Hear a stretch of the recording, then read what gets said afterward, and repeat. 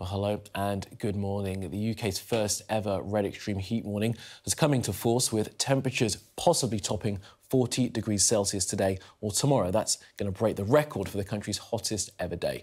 Now, people have been urged to stay indoors at the hottest time of the day. That's between 11 and 3, as forecasters warn of ferocious temperatures. A national emergency has been declared with major disruption expected as schools close, hospitals cancel appointments and people are told to work from home if they can. Well, this is the scene across West London right now. As you can see, the sun has risen. People are beginning their Monday mornings. Now, the temperature is going to steadily creep up during the day until it becomes dangerous. A level 4 heat health emergency has been declared, meaning that even those who think they are fit and healthy are still in danger from the extreme heat. Now, an amber warning already covers much of England, all of Wales and southern Scotland. A red warning for extreme heat is now also in force. Now, for any area starting south of London and reaching as far as north as Greater Manchester and York.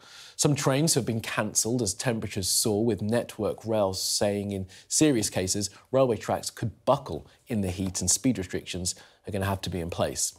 Now, the Department for Education is not telling schools to close, but some schools will allow children to leave early or to wear PE kit so that they feel more comfortable. And the government is advising people who can to work from home where possible. Our first report this morning comes from Ashna Hurinag. We've had the warnings and now it's here. Today, this familiar sight will feel unfamiliar. Over the next few hours, extreme heat will smoulder towns and cities between London and York. Many of those winding down after the weekend are today staying home. But I'm choosing to stay at home because I don't want to get public transport, because it's great going to work, aircon's on, but then you've still got to get home. But the office has been closed to prevent people from travelling in light of the likely travel disruption, so I'm forced to work from home. I've worked abroad in hot countries as part of my job, so 40 degrees, 45 degrees when I've been working abroad, you just get on with it. But those in classrooms have little choice.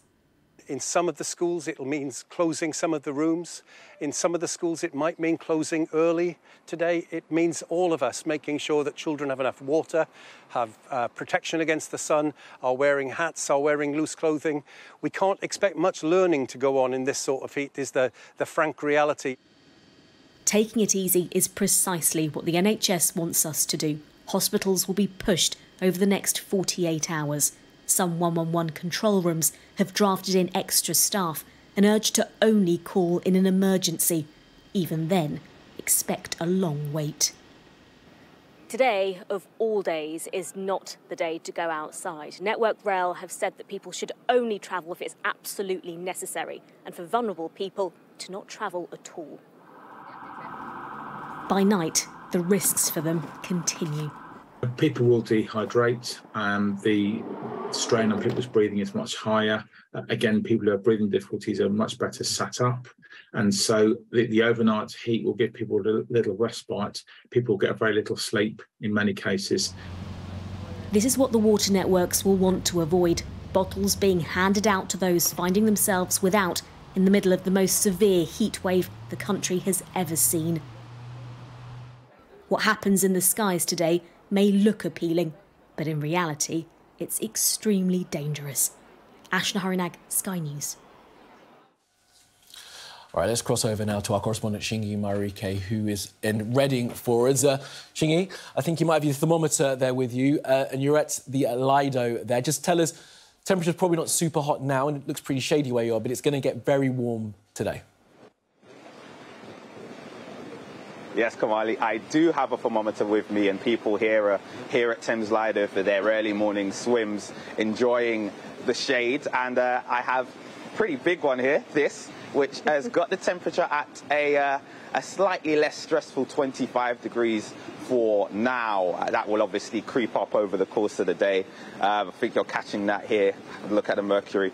And it's a place where you can swim safely. A large part of the weather warnings in the country have been around avoiding swimming in ponds and reservoirs. The people here have taken advantage of the great facilities to have a swim. And I'm with Elspeth, who is the duty manager on call on the desk today. And she can tell us a bit about how busy it is. Have you noticed a lot of people inquiring about swimming? Yeah, we've been really busy yesterday and we're building up. People are ringing up all the time to try and get in swim slots, but we're fully booked. Fully booked. Yeah. And tell us a bit about how you've had to slightly tweak and change some of your services because of the heat. Yeah, we've got our therapy rooms upstairs where they do all the massages. So we're giving our therapists a little bit of a break and the guests a bit of a break in the middle of the day, so they won't have to be up in the hot rooms and have those hot massages at the middle of the day. So we're cutting those out from 12:15 to 5:45.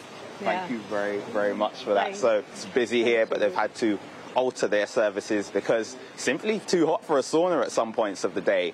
And I think it's also important to note in those Met Office warnings that this isn't just weather for leisure or enjoyment. These are extreme conditions which will obviously have an impact on people's lifestyles and the infrastructure of the country as well. OK, Shingy, for now, thank you so much for that. Well, let me just show you a real-time animation of what the temperatures are right now across the UK.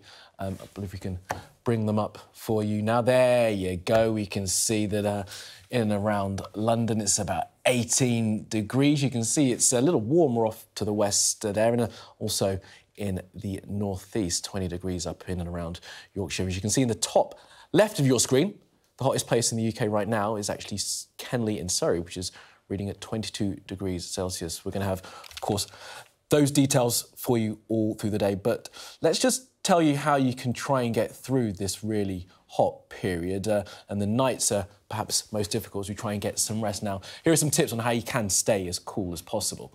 First up, top priority for getting through the day is to keep yourself cool by drinking plenty of fluids. But those fluids do not include beer or coffee, so avoid alcohol, drink plenty of water if you can. Now, it might seem counterintuitive, but staying indoors and keeping your windows and curtains drawn will help keep the heat out. Now, if you're worried about heat stroke, soak your hands and feet in cold water or use an ice pack on your armpits. And make sure you check in on friends, neighbours, elderly relatives and anyone you know locally, including pets, to make sure that they are staying as cool as possible and staying out of the hot sun. And now to get through the nights, prepare ahead. Make sure you put your PJs and pillowcases in the freezer during the day so they're nice and cool, maybe a bit crispy too, before you put them on before you go to bed.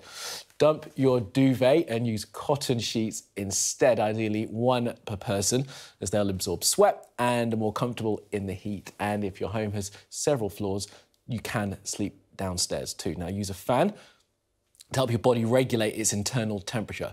Sticking a pan of ice cubes in front of it can make circulating the air even cooler. Little freebie air conditioner then. If you have phone chargers next to your bed, unplug them so they don't heat up and your devices, heat up you and your devices and the air around them. But if they are getting that warm, you should probably get a new plug-in. Now, let's get a little bit more on those unprecedented temperatures that are forecast for today and tomorrow. I'm pleased to say we're joined now by the Chief Meteorologist at the Met Office, Paul Davies. Paul, good morning to you. So just how concerned should we be about the temperatures we're about to see in the next 48 hours or so?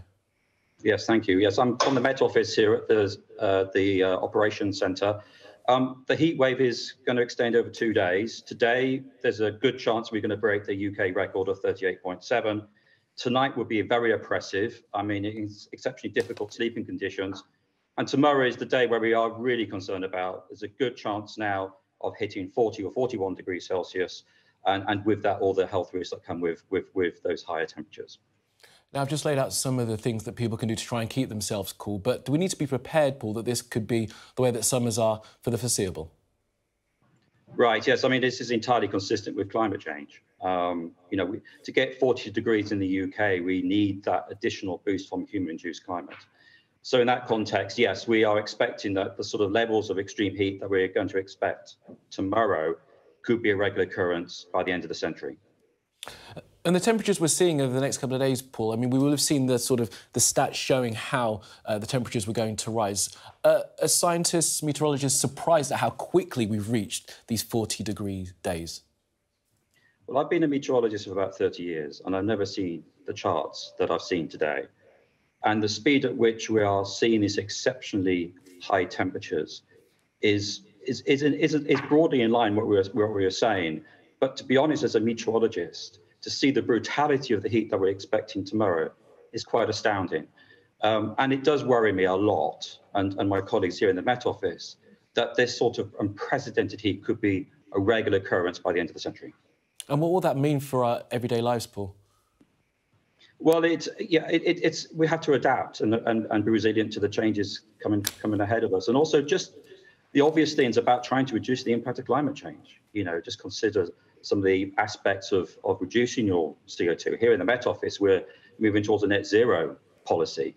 And it's that approach that in time, hopefully that will filter through and reduce the impact we're going to see tomorrow from climate change. Now, just talk to us about the heat. I mean, you've described it as brutal heat. We've said that it's going to be ferocious as well. These are really descriptive words that we're using to describe what's happening in the next couple of days. I mean, what's that going to be like when you find yourself outside? And which times of the day are we best to avoid being outside if we can? Well, the peak of the heat is during the afternoon, sort of mid to late afternoon. So that is when the highest temperatures like to be attained. But I have to say that overnight is also oppressively hot. And often that's the biggest impact on health. So in terms of the heat, the maximum temperature during the day in the afternoon, but overnight, I also would recommend that in any way you can, try and cool yourself down, because temperatures in London tonight could be in excess of 25 degrees. And Paul, talk to us about, you know, we've seen lots of commentary that other countries deal with these kind of temperatures all the time. Why is it quite so difficult, apart from the fact that we're not prepared for those kind of temperatures here in the UK? Talk to us about the strength of the sun at the hottest times of the day and how dangerous that can be. Right, talking to my colleagues in Spain, Portugal and France over the weekend, I mean, they've described this heat as exceptional too. And they've seen and observed amazing temperatures and, like I say, the brutality of that impact. In terms of the UK, the heat which has been affecting Spain, Portugal and France is drifting towards us. So it's the activity of that plume and also us generating our own heat that's causing the particular problems for tomorrow. And are we likely to see another plume, another wave of heat later on in the summer? Because, of course, it's only July. Right. I mean, we can't rule it out. When we look to the future in terms of the next week forecast, there is an easing of the temperatures. In fact, the temperatures start to ease back to what we describe as slightly above normal from about Wednesday onwards. But as we move into August, you just can't rule out another plume, as we're going to see the next couple of days as we run into August. It's because in the continental Europe, the heat is likely to be sustainable and pretty intense as well through the course of that month.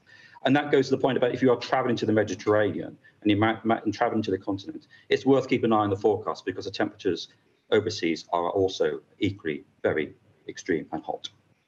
OK. Paul Davies from the Met Office. Do appreciate your time this morning. A busy period for you, but thank you very much for the information. And I'm sure you'll join me in saying we hope everyone keeps safe in the sun. All right. Let's take a look at the morning's newspapers now. On the Metro front page, you can see Monday meltdown on Monday. Temperatures forecast, of course, we've said to reach 40 degrees Celsius. The front page of The Guardian has a description of the heat as ferocious. Here's the front page of The Telegraph. Heatwave meltdown brings UK to a halt. The Sun, the aptly named Sun, of course, says it's going to get hotter than the Sahara. The Star goes for comedy, as it often does, with a picture of a man enjoying the heat or perhaps being exhausted by 40-degree winks. Very nice. The Mail claims that Conservative leadership candidate Penny Mordaunt met the leader of the Muslim Council of Britain despite a long-standing government policy not to engage with the group. The Eye says that the battle to finish second in the leadership race appears to be between Miss Mordaunt and Liz Truss, the Foreign Secretary. Now, the third round of voting to find the next leader of the Conservative Party and our next Prime Minister takes place later today. The final 5 candidates went at each other in a televised debate last night, clashing over tax, character and judgment. But they did agree on one thing. There'll be no place in their cabinet for Boris Johnson. Voting process from here. Now, MPs will vote again today between 5 and 7, and Sir Graham Brady will announce the results at 8 p.m, knocking out another candidate, the one who comes last, of course. Now, tomorrow, Sir Graham will announce the results of the 4th round of voting at 3 p.m, reducing the numbers of runners to 3. And Sky News is going to host the final leaders' debate at 8 o'clock tomorrow. Then on Wednesday, the last round of MPs voting will produce the final 2 candidates. And on Thursday, MPs break for their summer holidays, allowing the party's some 200,000 members to select the winner and our next Prime Minister. Now, as I said, we've got a special programme coming up here on Tuesday. Sky News is going to be hosting a television debate with who wants to be the next leader of the Conservative Party and our next Prime Minister. It's on Tuesday the 19th at 8 p.m. will be hosted by Kay Burley. Now, still to come on the programme, I'll be speaking to the MP Dr Liam Fox, who's backing Rishi Sunak to become the next leader of the Conservative Party. And I'll be joined by Ukraine's Special Envoy on Sanctions, Alexei Makayev. And we'll hear from the Labour Party's Shadow Levelling Up Secretary, Lisa Nandy.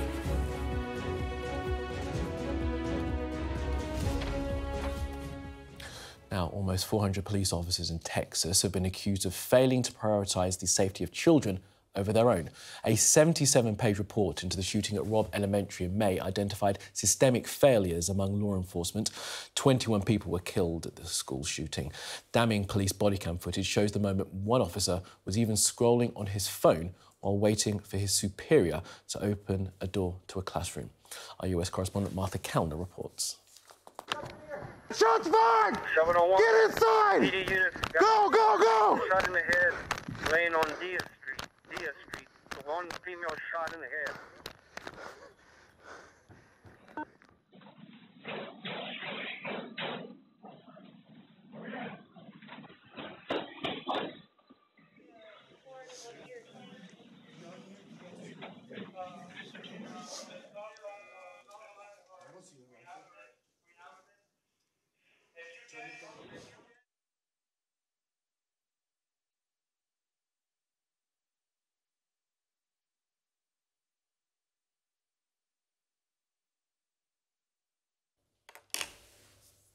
Well, as temperatures continue to rise over the next couple of days, government advice has been to avoid travelling. We're joined now by the Chancellor of the Duchy of Lancaster, that is Kit Malthouse. Kit Malthouse, good morning to you and thank you very much for being with us this morning. Just tell us, what is the government advice right now as we prepare ourselves for this record-breaking heatwave?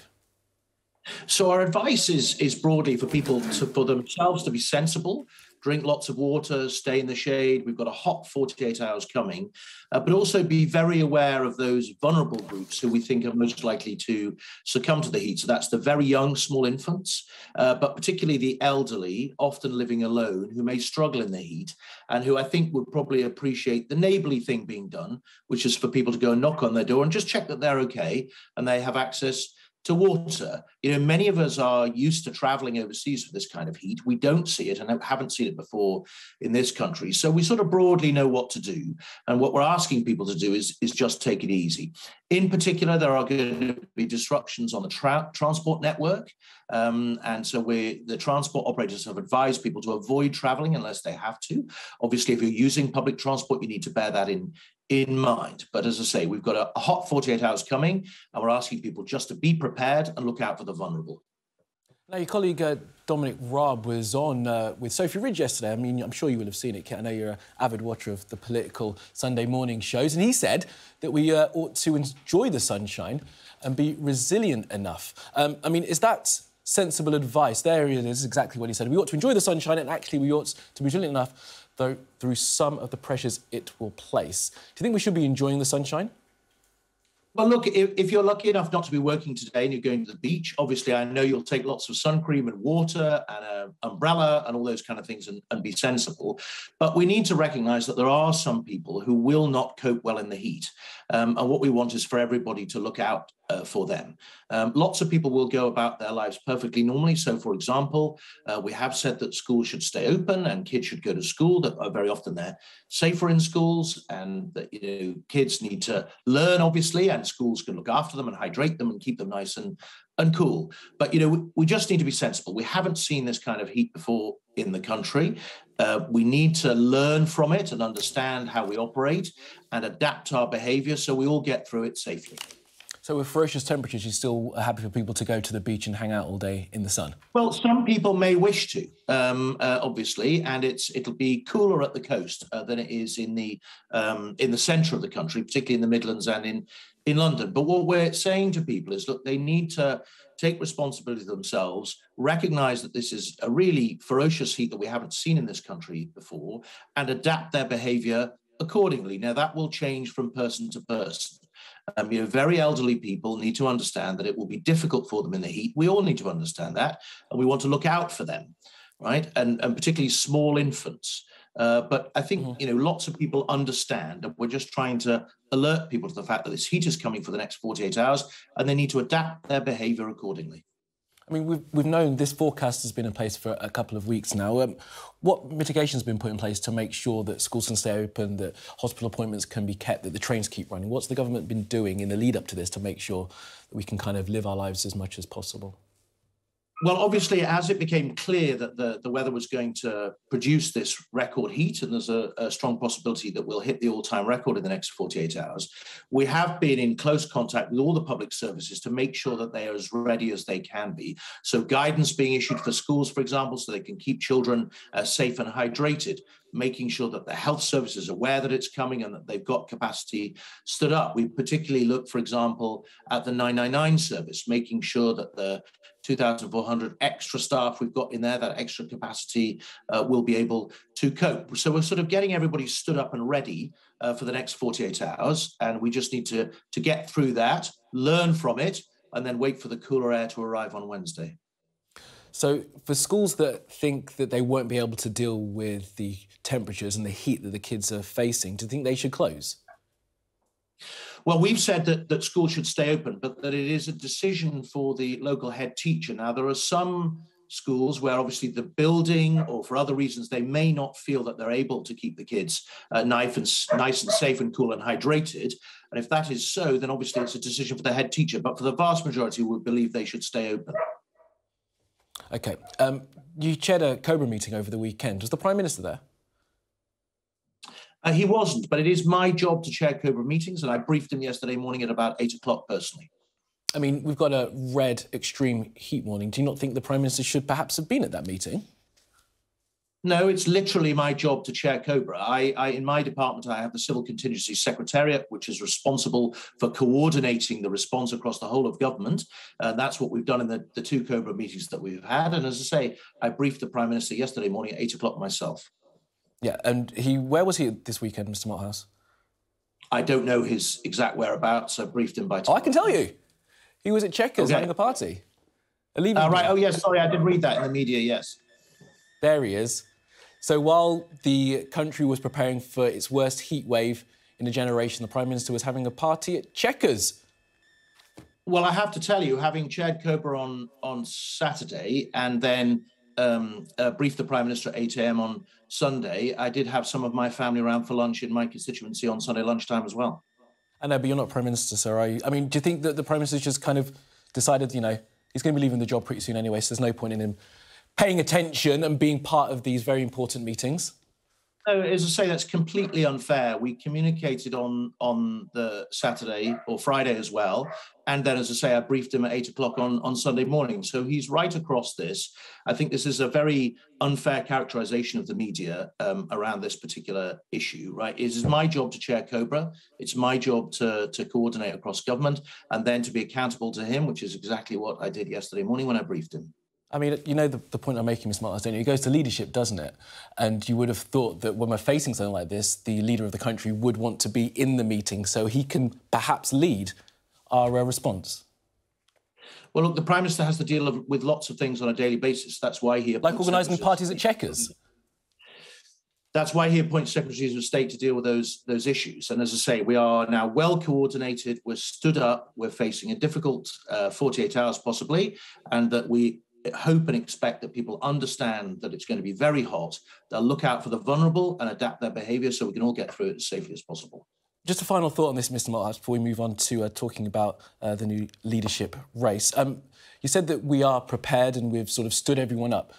In the event that there is another heatwave coming, do you think that we could end up drafting in more assistance, perhaps from the military?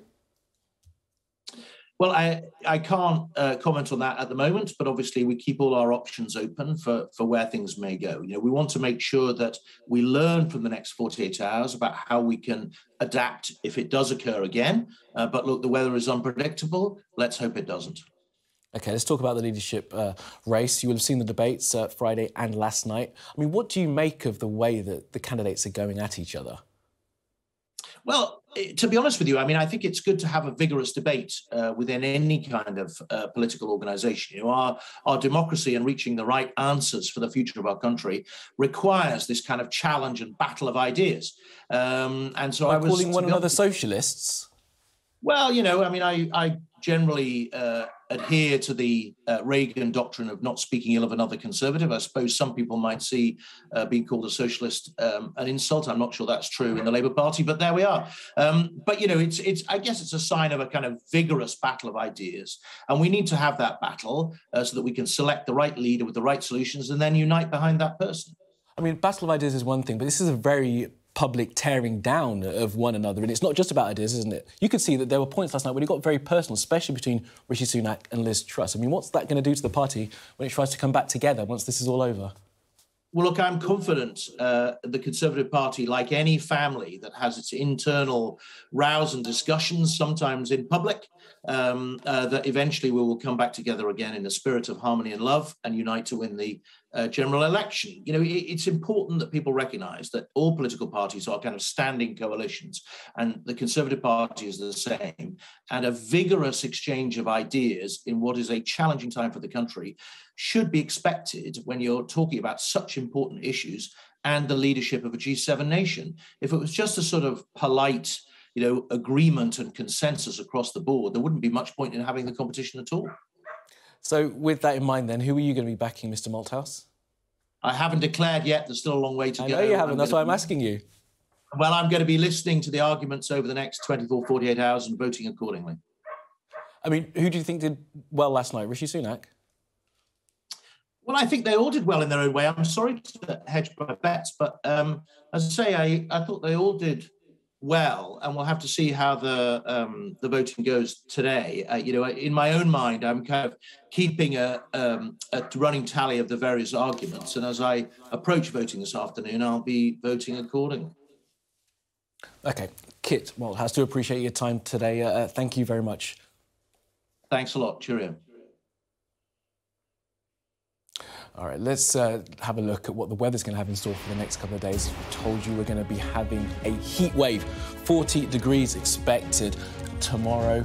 Perhaps it's ferocious heat, and the Met Office are warning it could be a danger to life. This is the scene currently over West London as the capital wakes up to what we are expecting to be the hottest days for a generation. The advice is, if you can work from home, stay indoors during the hottest part of the day.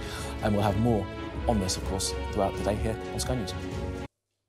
Hello and welcome back. All right, let's take another look at what the weather is doing today. It's already getting pretty warm. As you can see, it's 23 degrees in Camborne in Cornwall. This is the shot over West London. It's a beautiful morning, but it is going to be a scorcher today. Let's bring in Sky's meteorologist, Kirsty McCabe, who's joining us now live. Good morning to you, Kirsty. It looks lovely in your garden. I mean, what are we going to be facing today, and how should we deal?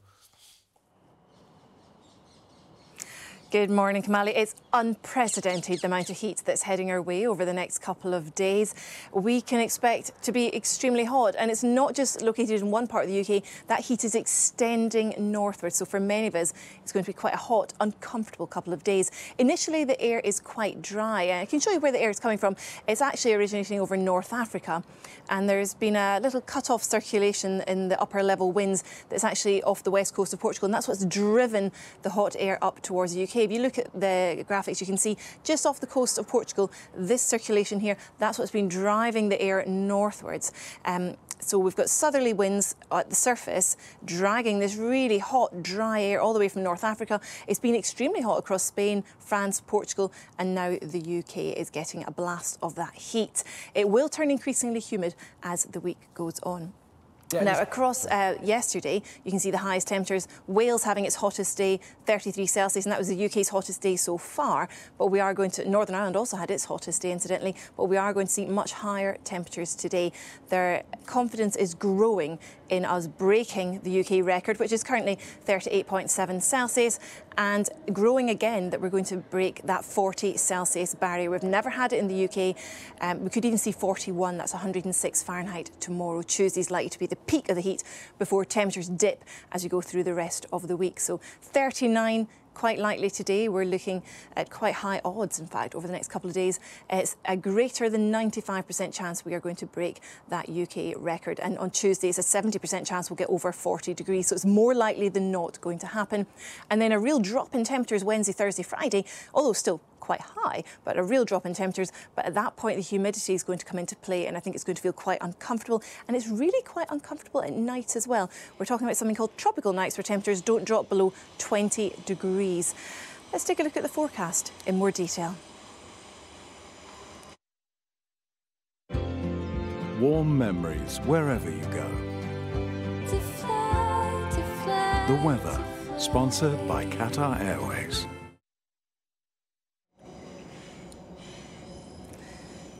Already this morning, temperatures have risen, and over today and tomorrow we're at risk of record-breaking heat.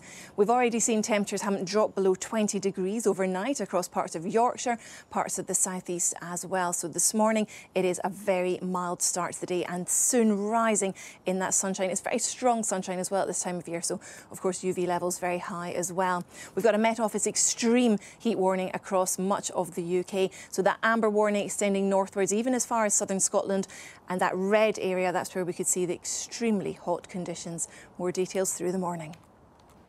The weather, sponsored by Qatar Airways. Now, with today's temperatures set to break records, let's take a look at some other notable heat waves in British history. Now, back in 1976, the UK faced what was at the time the driest year for more than a century as drought plagued the country. Some brilliant archive picture there. You can see a reservoir looking pretty dry. Well, as temperatures soared, there were 2 6-day periods when the temperature reached 32.2, positively mild. The first time that this had been recorded in the UK. Now, the peak temperature that summer was felt in Cheltenham when 35.9 degrees was recorded, and that was on the 3rd of July. Then came 1995, which at the time saw the hottest August on record since 1659. Temperatures peaked at 35.2 degrees and is also now recognised as one of the hottest summers in the UK's history. Now, of course, there are countries where the temperature regularly hits 40 degrees, but if you lived in, say, Dubai or Las Vegas, the chances are that your home and workplace is air-conditioned, whereas here in the UK, we don't bill for such extreme heat. But climate change means we'll have to, and it will be a cost, and it will cost us billions of pounds to adapt. Our science correspondent Thomas Small reports. The temperature's rising with the sun. The next 2 days are expected to be the UK's hottest since records began, and we're just not used to it. Hundreds of people are likely to die. Not just the temperature, it's definitely the duration and the fact that you don't get any respite overnight. So you also end up with people becoming sleep deprived, and there's a cumulative dehydration, which compounds the problems. Previous heat waves have underlined the economic impact too. In 2010, 5 million staff days were lost to high temperatures at a cost of £770 million. In the 2003 heatwave, road repairs cost £41 million. And in the same year, buckling of rail tracks cost £2.5 million in delays and damage. Other countries more used to these temperatures have invested in more resilient infrastructure. They've designed their cities to have plenty of shade, and of course they've got far more air conditioning. Britain just isn't built to be this hot. Only half of England's strategic road network is surfaced with heat-resistant material. and new houses are still so poorly designed that they'll overheat in future. Well, Britain just isn't built for the climate we now have, the higher temperatures we're experiencing over the next few days, and we will find that our infrastructure, our buildings, our roads, our rails simply can't cope with the heat largely. And in the future, we're just going to have to retrofit them, which will be expensive, but there is no choice. These heat waves are going to become more intense and more frequent. Greenhouse gas emissions of the past mean summer temperatures that top 40 degrees are already baked into our future. But how often that happens depends on whether and how quickly we reach net zero. Delaying climate action will simply dial up the heat. Thomas Moore, Sky News. Now, Conservative MPs are going to today vote for a third time on who they want to become the next Prime Minister and, of course, leader of the party. The 5 remaining candidates again went head-to-head in a televised debate last night, and they didn't hold back. All right, well, Dr Liam Fox is the MP for North Somerset and a supporter of Rishi Sunak. He's with us in the studio. Good morning to you, Dr. Good morning. Fox. Lovely to have you with you. We'll talk a little bit about heat later because I think you've got some advice for us. But first, what did you think of last night's debate? How did your man Rishi do? I thought he did extremely well. I thought he was head and shoulders above the other candidates in that debate. And the reason I say that is that, of course, we're electing a Prime Minister. This is not a leader of the opposition. This is someone who will have to be the Prime Minister in about 7 weeks' time. And I thought he had a better grasp of the detail. I thought he was very clear in what he was saying. Doing that well with the Conservative Party members, who, of course, he'll have to do well with if he's going to win. Why is that? Well, he's won both ballots so far, which I would say was pretty good. That's MPs. And in a big field.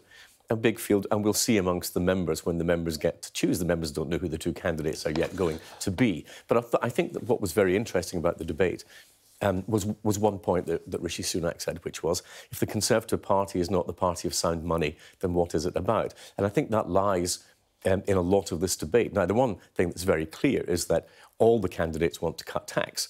That's what Conservatives want to do. The question is, when is the appropriate time to do that? And I think that when you see that Rishi's plan has been endorsed by 3 previous Conservative chancellors, you have to earn tax cuts. The economy has to be in good shape to do that. Otherwise, you're simply borrowing more money, and that falls on to the next generation. And I don't think that's either economically sensible nor morally acceptable. No, and he made the point forcefully, and you make it there, but that doesn't seem to be cutting through with Conservative members, because if you look at the head-to-heads, Rishi versus anyone, he actually, apart from against Tom Tugendhat and Penny Mordaunt by just, he's actually behind on the other 2 with Well, when you talk about Conservative members, you're actually talking about readers of the Conservative Home website. Correct. So that's not the same as Conservative members. And you don't think it's a fair representation of the way that the grassroots feel? Well, when I spoke to my members at the weekend and I had my constituency executive, that wasn't how they felt. And they felt that Rishi Sunak had been performing the best of the candidates. And it's not surprising he's been the Chancellor. He's across all the detail of government, as you would expect a good Chancellor to be, and I think that comes across. Yeah, and we've seen that he's put out a new ad for himself just before the debate. I think we can take a little look at it now as well. This is laying out his credentials as a Brexiter. He campaigned relentlessly during the referendum, where others argued for Remain. Oh, others argued for Remain in a picture there of Liz Truss. That's not very nice politics, is it? Well, I think the key thing about him and Brexit is that he was a young MP. I know that he had a lot of pressure put on him by the David Cameron team. When you're a young MP and the Prime Minister phones up and says, don't do this, but won't be good for your career, there's a strong temptation to follow that line. But he didn't. He said, I believe in Brexit. It's something that drives me politically, and I'm going to campaign for it, whatever the cost to me in terms of early political career. I think that says a lot about someone. And frankly, I think that's what leadership is all about. I mean, how do you think he dealt with some of the personal attacks that have come at him over the past couple of days? I think last night he did pause and try and talk about his story and his family's story, and he told a story about his father-in-law. I think it was great to hear someone talking that way about someone who's come with almost no money, built up a great fortune. That is what our country's wealth is based upon. And I think that defence of the creation of wealth is really important because we need to build up more wealth in this country. If we don't build up wealth, how do we fund our public services? So I think it was great to hear that. It was great in a sense, in the sort of academic sense of making the point about why Conservatives believe in wealth creation, but I think it was also a very human story that a lot of people can relate to, about people who come to this country and they work hard, they build up, and they do well. And, you know, that's the great thing about our country. And Rishi, of course, is looking forward to the final debates to be held on Tuesday if he makes it through. I'm pretty sure he'll make it through. And, you know, he's a consummate debater. He's extremely good at the dispatch box in the House of Commons. He's very fluent, he's very confident. I think that came across. And as I said, he strikes me as every inch someone who's ready to be the Prime Minister in just a few weeks' time. The race is on. The contestants who would be the next Prime Minister are finalising their pitches. The prize to become the next leader of the Conservative Party and grab the keys to the most famous door in the world. Join me, Kay Burley, as they go head-to-head live on Sky News.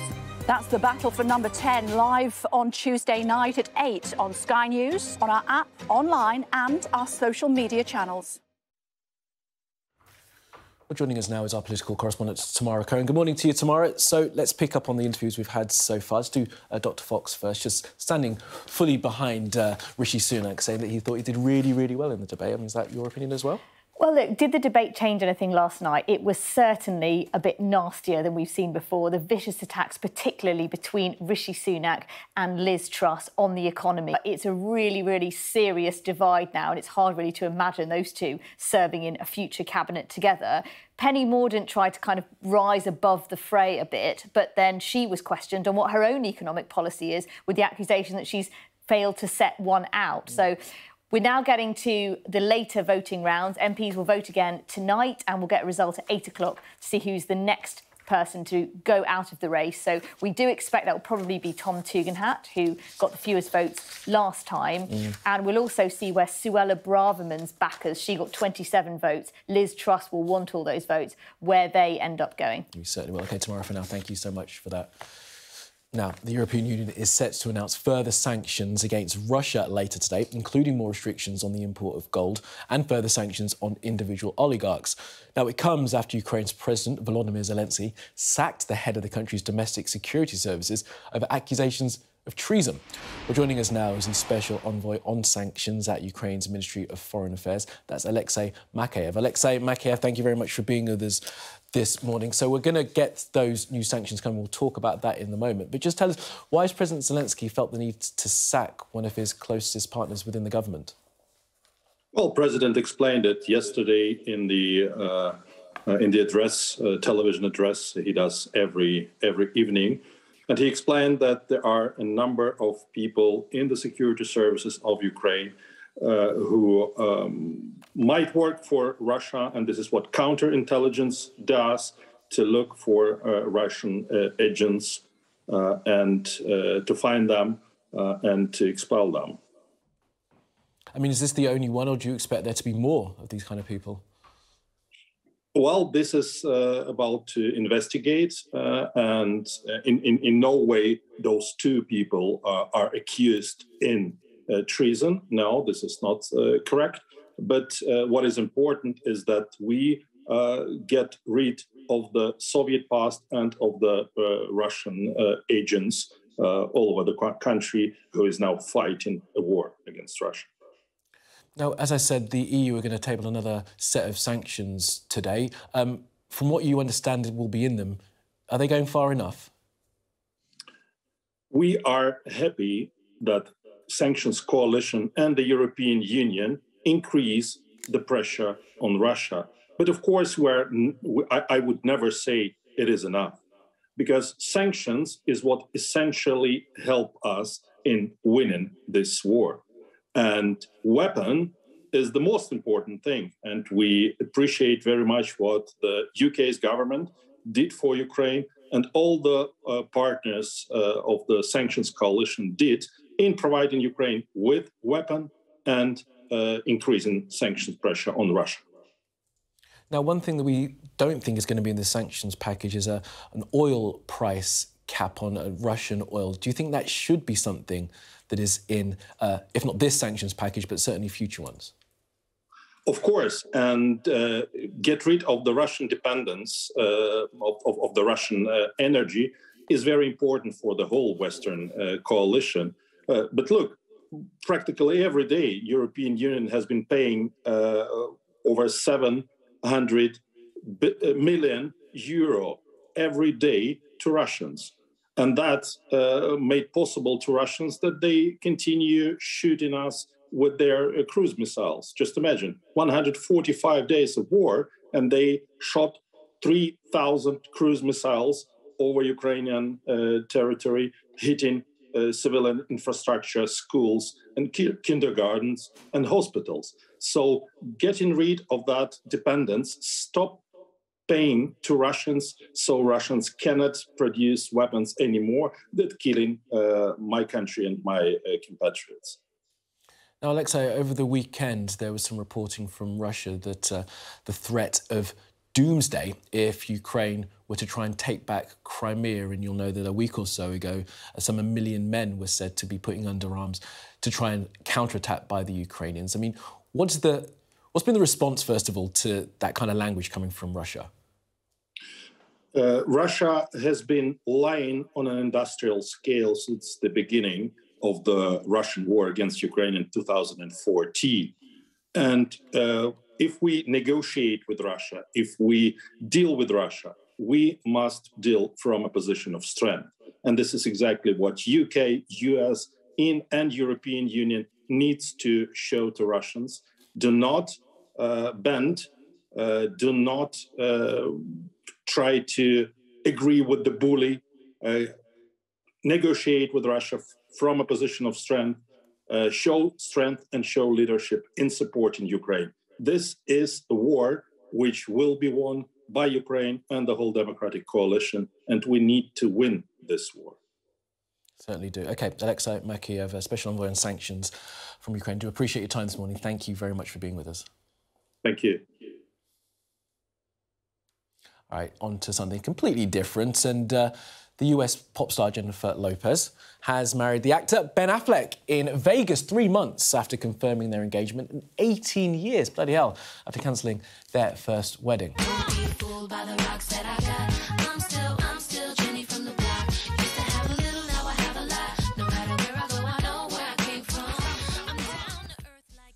That's definitely one of my favourite songs. The famous pair were previously engaged back in 2002, but called off the wedding at the time. Now, both went on to have families with different partners, as you know, before rekindling their relationship last year. J-Lo shared the news on her website after the couple tied the knot at a little white wedding chapel in Vegas over the weekend. Congratulations to them. Wonder if we get any new music or new movies.